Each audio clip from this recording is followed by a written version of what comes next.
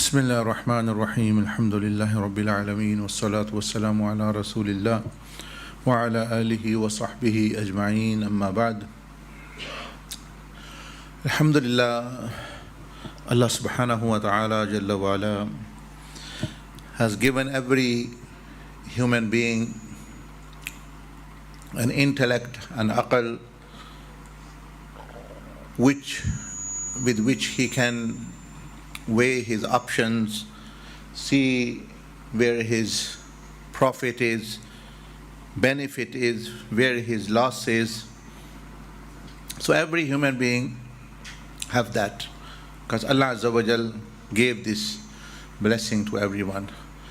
Allah पाक ने हर इंसान को अक़ल दी है जिससे वो अपने नफ़े नुकसान का फ़ैसला करता है, इसमें मेरा फ़ायदा है, इसमें मेरा नुकसान है।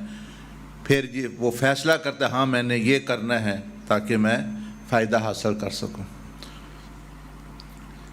But as you see, for example, children, a 2-year-old, 1-year-old baby, 2-year-old, 3-year-old, they also have intellects, 4 years old, 5 years old. But adults think, yes, they have their brain, they have the mind, they have intellect. The government thinks they are not liable to make decisions what they want. If you ask children, they might not want to go to school. They might not want to do homework. They might not want to do exam. They might just want to play, but they have their mind, because with their mind they think, yes, I can play this game, I'm enjoying, this is beneficial for me. They might think someone, for example, let's try drugs, there is some pleasure in it, but the parents, because they have mature intellect, they have more wisdom than people sitting in the government, doctors thinking, so they decide for them that up to certain age we will not let them make decisions as they want. They'll have to come to school up to 16. They can't go out, for example, they can't drive until 17. Otherwise, 11 years old might say, I can't drive. Why are you stopping me? I can do, I'm driving very well. So why are these things like this? Yes, they have intellects, but their intellects are not so much developed that they can make some decisions, some important decisions. So the parents then make a decision, the guardian then make a decision for them, because they are not so mature. Although they have brain, they think, they weigh their option, they think my benefit lies in there. Same is the analogy, example of us. We, no matter how much our brains develop and how we are intellectual and things, there are certain things our brains and intellects cannot know. They don't have that information. They don't have that ability to weigh options, what is right, what's wrong, what is beneficial, what is not beneficial. Like children and babies will make wrong decisions. That's where Allah subhanahu wa ta'ala sends wahi and revelation. What is wahi? Wahi comes from the knowledge of Allah. So like we have, for example, we are more developed and we think we know more than children.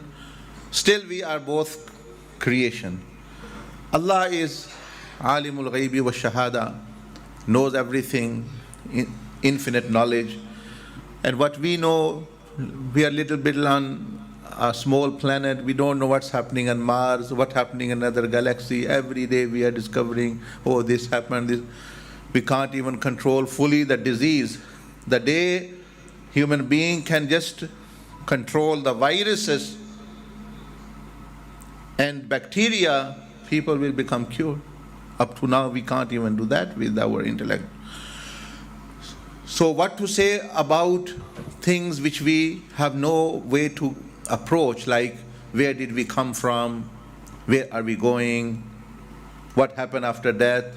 There's all guesswork if someone does.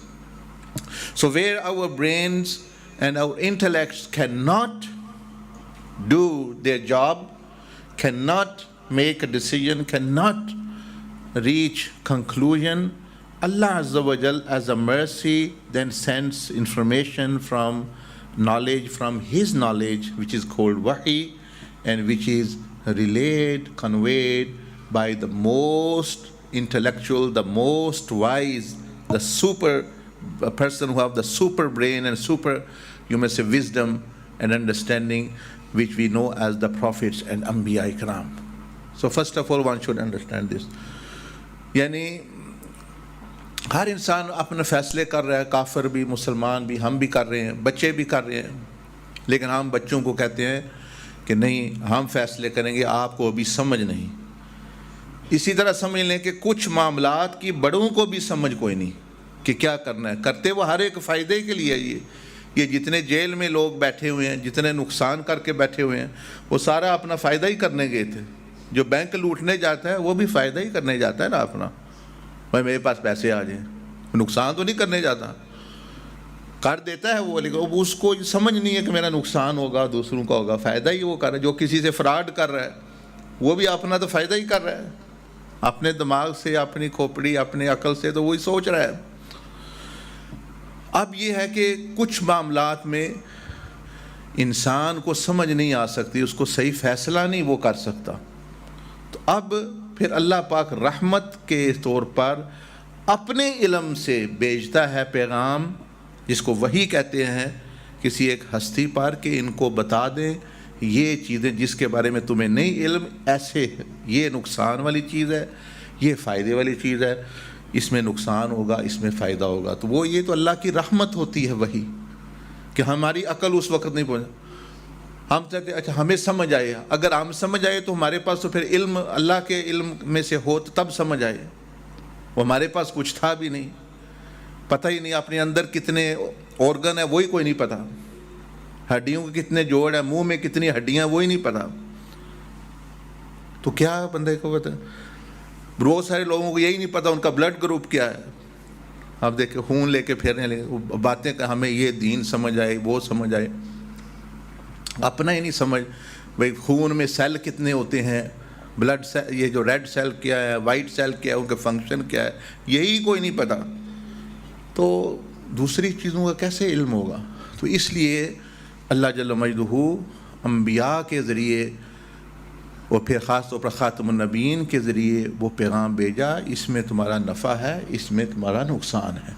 सो अल्लाह अज़्ज़ा व जल has a mercy as rahma upon humanity. He sends, okay, they will never be able to discover fully what's wrong, what's right. All these wars where they're happening, everyone is justifying. Israelis justify, or that it is our land, we want it actually. वो तो justify कर रहे हैं. Palestinian, they justify, we were there actually, why they have taken. Kashmiri people are justifying, India is justifying itself, it is our land, we should give it. Russia is justifying why I am having a war on Ukraine.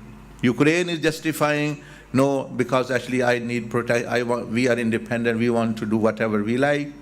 You see, everyone with their intellect and with their wisdom actually are doing what they think is right, what they think is beneficial for us. So human beings, they can never reach that ultimate truth.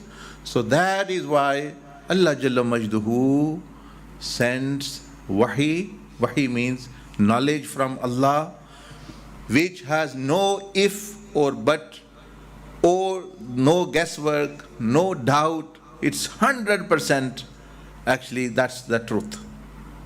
So that human beings can make a decision, the right. So whatever they know, okay, good and well. That's why Allah subhanahu wa ta'ala did not reveal or send revelation how to make cars, how to make telephones, although that could have been done from Adam alayhi salam. Because Allah Azza wa Jal knew that these things human beings can develop themselves slowly, but they won't be able to make decisions and know reality about who is the creator, where we have come from, where we are going, and what is our end going to be, what is right for us, what is wrong for us. So there then you leave your own intellect and just follow blindly what Allah and His Messenger. That person becomes successful. And where you say, okay, in my mind, I don't think it's fitting my mind. Your mind, what is fitting in your, what knowledge you have, actually that it should fit in your mind. Meaning our mind is, if a person just actually repeats 10 numbers, we can't remember that actually. So our minds are very, very limited. Allah subhanahu wa ta'ala has, yes, they have great power. So two particular things which Rasulullah sallallahu alaihi wasallam mentioned in a hadith, that they are harmful for us, and we think they are actually very beneficial for us. So that's where now one should know. So what is that? The Prophet ﷺ gave an analogy. I'm just interpreting, commenting on that hadith, that I mentioned the hadith as well. That there are two wolves. Imagine there are two wolves inside you. The Prophet ﷺ gave an example that ذئبان جائعان عن كعب بن مالك رضي الله تعالى عنه قال قال رسول الله صلى الله عليه وسلم. Ka'b bin Malik actually narrated this hadith. He said that the Prophet ﷺ mentioned about and gave an example. He said two hungry wolves roaming freely among the flock of sheep are less destructive to them than the passion of a man for wealth and high status are to his religion. Meaning the Prophet ﷺ is giving an example. Imagine there is a flock of sheep, and wolves are dangerous for them as well because they eat sheep. So if they are let loose and they are hungry and strong, and they are let loose in the sheep, how much destruction they are going to do? They are going to kill this, kill that, eat this, eat that, because they are free to do whatever they want. So they will do a lot of harm. Many sheep will be killed. The flock will be actually killed. Prophet ﷺ said this is not so dangerous. Two wolves are not so dangerous. He said that for the deen of a person, deen is like you have your salah, your zakah, your relationship with Allah, your relationship with the Prophet ﷺ, all that. You have a flock. I have done zakah, you give zakah, I do dhikr. All this actually, you put it together.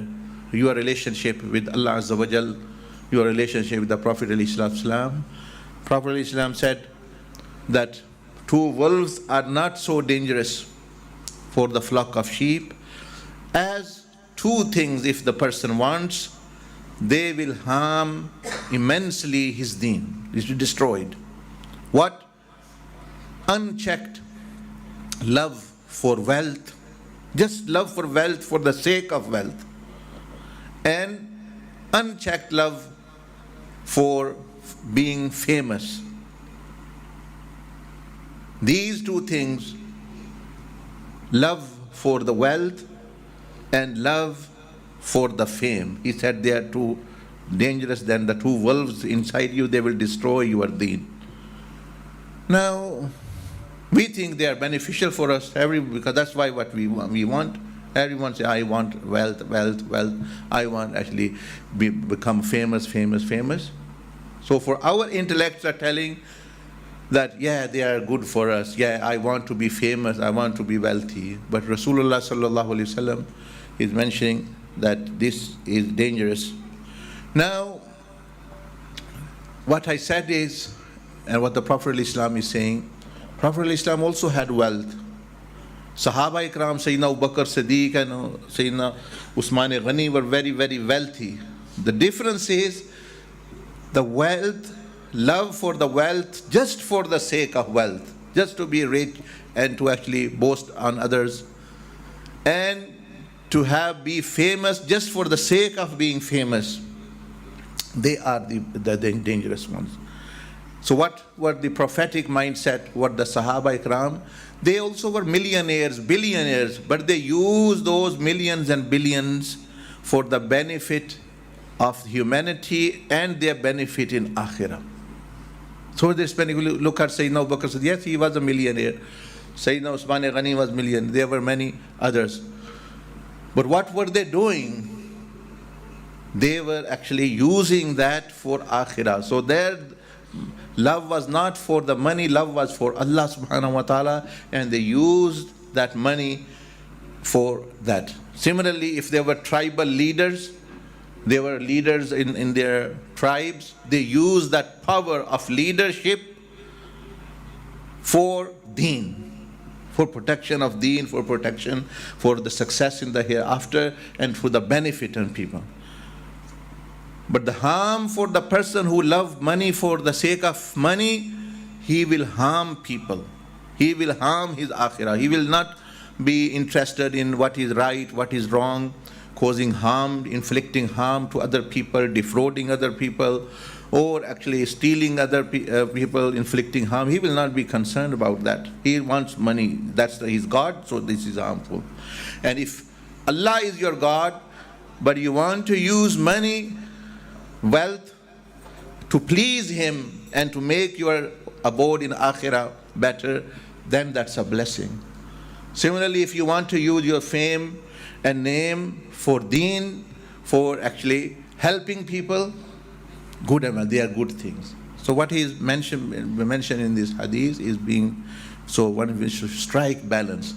That don't make these two things purpose. As Rasulullah sallallahu alaihi wasallam said, two hungry wolves roaming freely among a flock of sheep are not so destructive than the desire for a man for wealth and high status to his religion.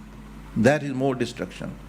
Because once fame becomes your, you may say, aim, then your ego is actually at top.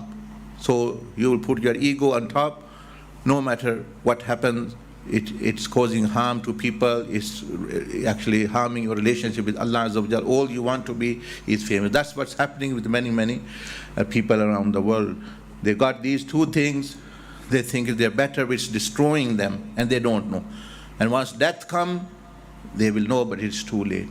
So for us, Rasulullah sallallahu alaihi wasallam is mentioning beforehand that keep this in check, become wealthy, you can become famous if Allah gives you status, but use that all for benefit of humanity, for the sake of Allah, and to make your akhirah. Not to boast, not to look down upon other people, not to confiscate their actually right. तो हुजूर अलैहिस्सलाम ने फरमाया कि इंसान के दीन के लिए माल की हिर्स और हुब्बे जा, यानी मैं मशहूर हो जाऊं, इसकी मोहब्बत इतनी नुकसानदेह है जितनी, इससे भी ज़्यादा नुकसानदेह है जितना एक भेड़िया, दो भेड़िए जो हैं वो बकरियों के लिए या कि भेड़ों के लिए, भेड़ों के गले में आके जितना नुकसान करें, तो इससे ज़्यादा ये नुकसानदेह चीज़ है दीन के लिए। लेकिन हमें समझ नहीं आ रही, इसलिए हमें समझ नहीं तो हम हजूर अलैहिस्सलातु वस्सलाम की समझ के पीछे चल पड़े, तो इसके पीछे ना जाएं. If you want to be famous, become famous in the sight of Allah, that actually Allah subhanahu wa ta'ala likes you. If you want to be wealthy, actually have the wealth actually of which does not diminish, which is the wealth that is the good deeds, that is actually in actual, and use other materialistic fame and name and wealth also for this higher purpose. Don't make the objective, because simple formula is that you won't be able to use it after you are 60, 70, 80, even you have big land, the big money in your bank. How are you going to take it with you? There's one way to take it with you: spend for the sake of Allah, and on people you can take it with you, then it will be with you on the day of judgment. So may Allah subhanahu wa ta'ala save myself and yourself from these two evils and actually enable us actually to follow the prophetic sunnah. Jazakumullah khairan jaza. Subhanakallahumma bihamdika nashhadu an la ilaha illa anta nastaghfiruka wa natubu ilayk. I know I'm waiting for something to happen to me. But this waiting comes